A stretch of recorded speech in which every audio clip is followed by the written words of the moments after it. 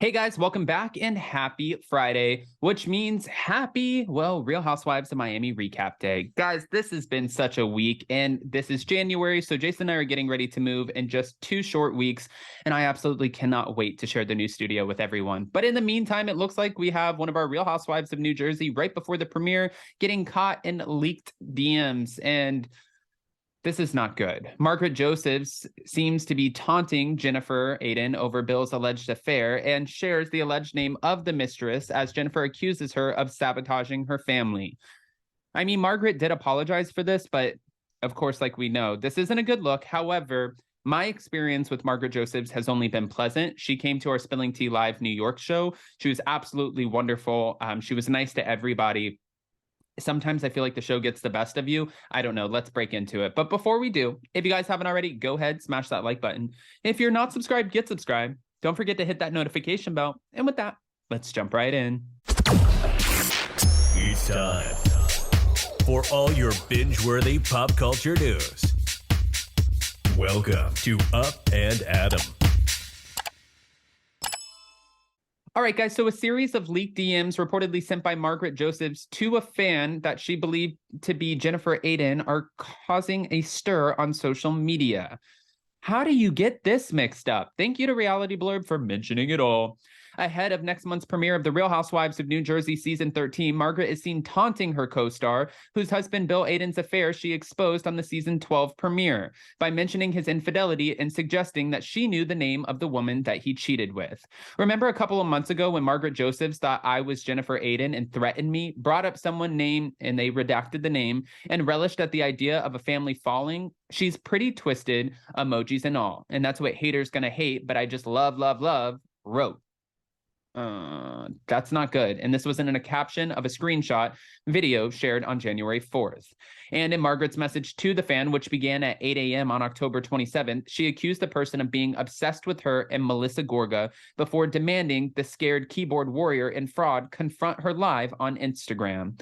Margaret's like, well, if you're obsessed with us, if you have something to say, instead of being a keyboard warrior, then face me. I get that too, because all of the time we have people who it's wild. People in the comment section, people on social media. And half the time it's the people who are hiding behind an avatar and it's not really their face. Those are the worst people and the biggest keyboard warriors. And they say stuff for shock factor. And I hate that. I hate people who go on and they'll say things for shock value, but then they won't face the people in real life. Like, I think that's the biggest coward move.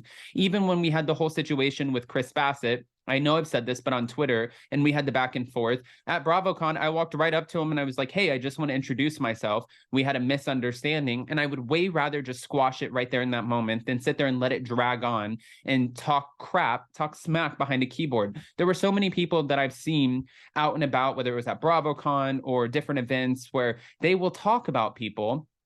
And then when it comes time, like you're in the same room, you're so awkwardly uncomfortable and you don't know how to face them. I feel like that was Teddy Mellingham's situation at BravoCon. She talks all of this stuff about all of these people. And then she's like, oh, I don't know. This is awkward. Yeah, you think so? Okay. Triggered, LOL, you are obsessed with myself and Melissa. Your entire Twitter and now Instagram is all about attacking us. Everyone knows who you are, and if you truly were Gabriella, do an Instagram live with me and confront me for real, you coward. Or wait for what's coming. That's what Margaret warned in one message, also adding the nail painting emoji. Insta live coward, because you are about to be revealed, she continued, asking if the person was afraid. And your husband's girlfriend coming out, she revealed, writing the redacted name. She's saying that this person called. Margaret then said, enjoy your day obsessing while he obsesses over everyone but you. And she encouraged the person she believed to be Jennifer to enjoy your last days before your family falls.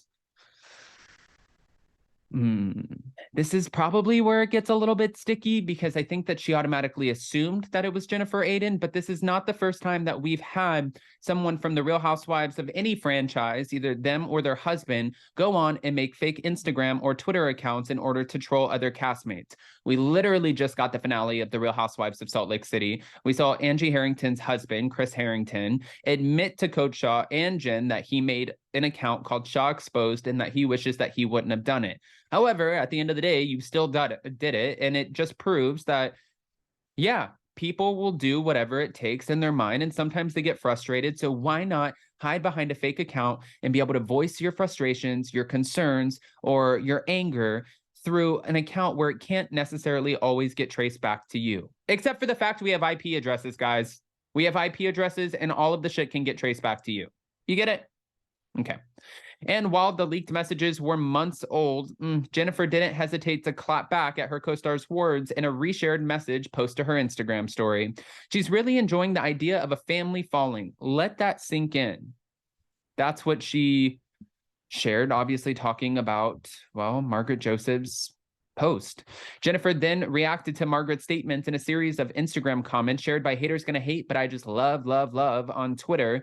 Redacted is the person that Margaret thinks my husband had the affair with, which is absolutely false. Now you know me by now, people. You know I would admit if it was true. She was the coordinator at the practice he worked at 10 years ago, a professional at her job, and a dear family friend. The type of person that would be appalled, insulted, and disgusted by this type of rumor.